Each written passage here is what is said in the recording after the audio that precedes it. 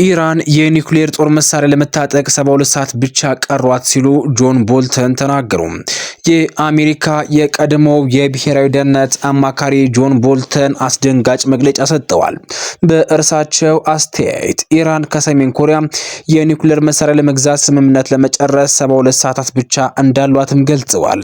ይህ መረጃ እውነት ከሆነ በመካከለኛው ምስራቅ ያለውን የኃይል ሚዛን በፍጥነት ሊቀየር ይችላል። እንዲሁም ደግሞ ዓለም አቀፍ የኒውክሌር ግጭት እንኳን ሊነሳ ይችላል ተብሎም ተሰግቷል። ባለሙያዎቹ እንደሚሉት ከሆነ ሁለቱ አገሮችም ለረጅም ጊዜ የነበረ የመሳሪያና የሀብት ልውውጥ ግንኙነት እንዳላቸውም ገልጸዋል። ከነዚህ ውስጥ የኒውክሌር ቴክኖሎጂ በሀብት ወይም ደግሞ በኃይል ሀብት መተካት ሊኖር ይችላልም ተብሏል። በዚህ ሁኔታ የዓለም ደህንነት ኤጀንሲዎችም ወደ ቴህራን የሚጓዙ አየርና የባህር መጓጓዣዎችንም በቅርበት እየተከታተሉ ይገኛሉ።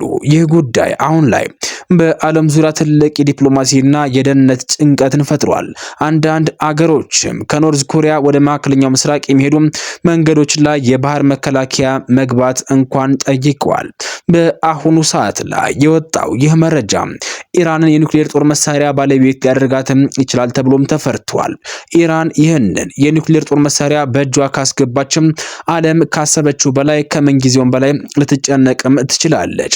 ይህ እንዳይሆንም በአሁኑ ሰዓት ላይ በአውሮፓ የሚገኙ ሀገራትም ግፊት ያደረጉም ይገኛሉ። ቢሆንም ግን የሰሜን ኮሪያው መሪ ኪም ጆንግ ኡን ኢራን አዲስ የተሾመውን ከፍተኛ መንፈሳዊ መሪ በመመረጣቸው እንኳን ደስ አላችሁ ብለው እንደ ሰላምታ መልእክት ልከዋል።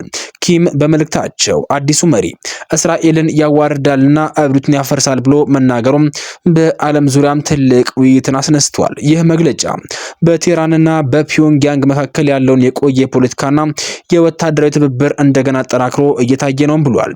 በተለይም በሚሳኤል ቴክኖሎጂና በወታደራዊ ልማት መስኮችም ሁለቱ አገራትም ረጅም ዘመን ትብብር እንዳላቸውም ይታወቃል።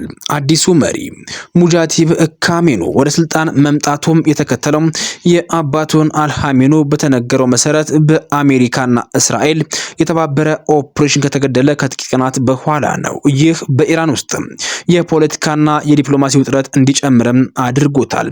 ባለሙያዎች እንደሚሉት ከሆነ ይህ የኪም ድጋፍ ኢራን በዓለም መድረክ ላይ ለማበረታታትና ከምዕራባውያን ኃይሎች ጋርም ያለውን ግጭት እንዲቀጥል ሊያበረታታም ይችላል። እንዲሁም በመካከለኛው ምስራቅና በምስራቅ ኤዥያ ያሉ የጂኦፖለቲካ ኃይሎችም የተቀላቀሉ መሆናቸውን ያሳያል። ይህ በአሁኑ ሰዓት ላይ ስልጣን ላይ የወጣው አዲሱም የኢራን መሪ ምን አይነት እርምጃ ይወስዳል የሚለው ጉዳይም በአሁኑ ሰዓት ላይ መላውን ዓለም እያነጋገረ ይገኛል። አዲሱ መሪ ከተለያዩ የዓለማችን ሀገራትም ድጋፍ እያገኘም ይገኛል።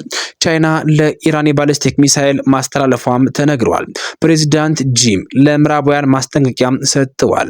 ቻናል DF-21 የተሰኘ መርከብ አውዳሚ ባሊስቲክ ሚሳኤሎችንም ለኢራን በሚስጥር ስታስተላልፍ እንዳልቀረችም የሚጠቁሙ መረጃዎች መውጣታቸውን ተከትሎ በቀጠናው ያለው ውጥረት አይሏል። ምንም እንኳን መረጃው በይፋ ባይረጋገጥም የመከላከያ ተንታኞችም ጉዳዩን በስጋት እየተከታተሉ ይገኛሉ። ይህ በእንዲህ እንዳለ የቻይናው ፕሬዚዳንት ጂ ጂንፒንግ ዓለም የማንም የግል ንብረት አይደለችም በሚል ለምዕራባውያን ጠንካራ ማስጠንቀቂያ አስተላልፈዋል።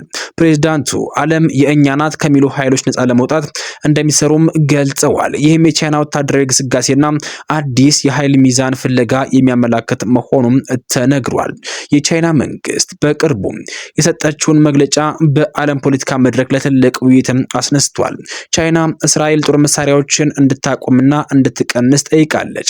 ካልሆነም የአሁኑ የመካከለኛው ምስራቅ ግጭት ወደ ዓለም ጦርነት 3 ሊያድግ እንደሚችልም አስጠንቅቃለች። ይህ መግለጫ በክልሉ ውስጥ በተደጋጋሚ የሚፈጠሩ የጥቃትና የተመላላሽ ጥቃት ክስተቶች እየጨመረ በመሄዳቸው ዓለም ወደ አደገኛ ደረጃ እየተገባ እንደሆነም የቤጂንግ ስጋት ያሳያል። ቻይና እንዲሁም በተባበሩት መንግስታት የደህንነት ምክር ቤት ውስጥም ተጨማሪ የዓለም አቀፍ እርምጃ እንዲወሰድ ግፊት ሊያደርግ እንደሚችልም ምልክት እያሳየች ትገኛለች። ይህ አቋም ከአሜሪካ የሚወጣው የከፍተኛ ግፊት ፖሊሲ ጋር በግልጽ ሁኔታ ይቃረናል። በተጨማሪም የሆርሙዝ ስሬት መዘጋት ስትሪት መዘጋትም ወደሚመለስበት ሁኔታ መግባቱ ቻይና በቀጥታ አስቆጭቷታል። ቻይና በዓለም ላይ ከፍተኛ የነዳጅ አስመጪ ሀገር መካከል አንዷ ስለሆነች ይህ ግጭት የኢኮኖሚዋን እድገት በቀጥታ ሊነካ ይችላል። ባለሙያዎች የሚሉት ከሆነ ይህ ሁኔታ ዓለም አቀፍ አጋርነቶችን ሊቀይርም ይችላል። አንዳንድ ሀገራትም በአሜሪካ ደን ጥላና በቻይና ሰላም ጥሪ መካከል መርጠው ሊቆሙም ይችላሉ። ብዙ ሰዎችም ይህን ሁኔታ ከ1970ዎቹ በኋላ የነዳጅና የኤነርጂ ችግር የሚያመጣ ከፍተኛ አደጋ ሊሆን ይችላል ብለውም እየጠበቁት ይገኛሉ። አሁን ግፊቱ በሁለቱም ወገኖች ላይ እየጨመረ ይገኛል። ከጦርነት ወደ ዲፕሎማሲ የሚወስድ መንገድ በፍጥነት እንዲያገኙም ዓለም እየጠየቀ ይገኛል።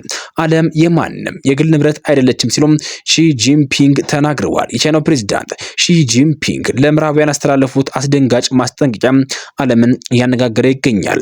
የቻይናው ፕሬዝዳንት ጂ ጂንፒንግ በቅርቡ ባደረጉት ንግግርም ሀገራቸው ዓለምን ላይ የመቆጣጠር ፍላጎት እንደሌላት ገልጸው ይልቁንም ዓለም የእኛ ናት ብለው ከሚያምኑ አካላት ነፃ ለመውጣት እንደምትሰራ በይፋ አስታውቋል። ይህ ንግግርም በታላላቅ ሀገራት መካከል ያለውን የጂኦፖለቲካ ፍጥጫ አዲስ ምዕራፍ ላይ አድርሶታል። ፕሬዝዳንቱ ይህን መልእክት ያስተላለፉትም የቻይና ወታደራዊ ዝግጁነትና ዘመናዊ ጦር መሳሪያዎችን በሚያሳይ መድረክ ላይ ሲሆን ንግግራቸው በተለይም ለምዕራባውያን ሀያላኖችም የተላከ ጠንካራ ማስጠንቀቂያ ተደርጎም ተወስዷል። ጂ ጂንፒንግ አጽንኦት የሰጡትም የዓለም የጥቂት ሀያላን ሀገራት የግል ንብረት መሆን እንደሌለባትና የቻይና ወታደራዊ ግስጋሴ ዓላማው ይሄ እንደሆነም ገልጸዋል። ይህ የአቋም መግለጫ በዓለም አቀፍ ደረጃ ከፍተኛ መነጋገሪያ ሆኗል። አንዳንድ ተንታኞችም ንግግሩን እንደ አዲስ የኃይል ሚዛን ፍለጋ ሲመለከቱም፣ ሌሎቹ ደግሞ ቻይና በዓለም መድረክ ያላትን ተጽዕኖ ለማስፋት የያዘችው ስልታዊ አካሄድ መሆኑንም ይገልጻሉ። በአሁኑ ሰዓት ላይ በመካከለኛው ምስራቅ ውጥረቱ ባየለበትና ኢራን አዲሱን የሃይማኖት መሪ በመረጠችበት ሰዓት ላይ ሙጃቲብ እንኳን ደስ አለሽ ሲሉ የሩሲያው ፕሬዝዳንት ፑቲን መግለጫ ሰጡ። የሩሲያው ፕሬዝዳንት ቭላዲሚር ፑቲን ለአዲሱ የኢራን ሁለንተናዊ መሪ የእንኳን ደስ አለ መልእክት አስተላልፈዋል። የአባቱን ስራ እንደሚያስቀጥሉ እተማመናለሁ ሲሉ ፑቲን ለአዲሱ የኢራን መሪ መልእክታቸውን ልከዋል። የሩሲያው ፕሬዝዳንት ቭላዲሚር ፑቲን የኢራን ጠቅላይ መሪ ሙጃቲብ ካሜኖ የእንኳን ደስ አሉት መልእክት በይፋ አስተላልፈዋል። ፑቲን በክሬምሊን ድረገጽ ላይ በወጣው መልእክታቸው የኢራን እስላማዊ ሪፐብሊክ ጠቅላይ መሪ ሆነው በመሾማቸውም ከልብ የመነጨ የእንኳን ደስ አሉት መልእክትን ይቀበሉኝም ብለዋል። ፕሬዝዳንቱ ሩሲያ ለኢራን ያላትን የማይናወጥ አጋርነት እንደምታስቀጥል በመግለጽም ከኢራናውያን ጋር ያላቸውን ወዳጅነትም እንዲሁም ደግሞ ድጋፍ አረጋግጠዋል። ኢራን በአሁኑ ሰዓት ላይ በሚሳኤል እንዲሁም ደግሞ በድሮኖች የታገዘ ጥቃትን እየተጋፈጠች ባለችበት በዚህ ሁኔታ ላይ ከፍተኛ ስልጣን መውሰድ ትልቅ ድፍረትና ቁርጠኝነት ይጠይቃል ሲሉም ገልጸዋል። በመጨረሻም ፑቲን የአባቱን ስራና በብዙ መከራ የተጠናከረውን የኢራን ሕዝብ አንድነት በክብር እንደሚያስቀጥሉም እተማመናለሁ ብለው መልእክታቸውን አስተላልፈዋል። ኢራን አዲሱን ጠቅላይ መሪ በይፋ ሰይማለች። ይህ ሰው ወደ ስልጣን የመጣው አሜሪካ በደረሰችው ጥቃት አባቱን፣ እናቱና ሚስቱን እንዲሁም ደግሞ እህቱን በአሳዛኝ ሁኔታ ካጣ በኋላ ነው። ይህ አዲሱ የኢራን የሃይማኖት መሪም ምን ጥቃት ሊፈጽም ይችላል፣ እንዲሁም ደግሞ ለአባቱም ለእህቱና ለቤተሰቦቹም ምን አይነት በቀላ ሊወስድ ይችላል የሚለው ጉዳይ ዓለምን እያነጋገረ ይገኛል። የአሊ ኻሜኒ ልጅ ሙታጂብ ካሜኖ በአሁኑ ሰዓት ላይ ኢራንን በሃይማኖት መሪነት እያገለገለም ተሹሞ ይገኛል። የአሜሪካ ስልጣን ላይ ለማውረድ የምትሰራው ሴራና በአሁኑ ሰዓት ላይ ሙታጂብ ደግሞ በአሜሪካና በእስራኤል ላይ ሊፈጽም የሚችለው ጥቃትም እየተጠበቀም ይገኛል። ምን ሊፈጠር ይችላል? ሁላችሁም ሀሳብ አስተያየታችሁን ኮሜንት ቦክስ ላይ አጋሩን። በዚህ መረጃ ሰዓት ይዘንላችሁ የመጣነው መረጃ ይህንን ይመስላል። በቀጣይ እስክንገናኝ ድረስ ለአሁኑ በዚህ አበቃን። ሰናይ ጊዜን ተመኘን።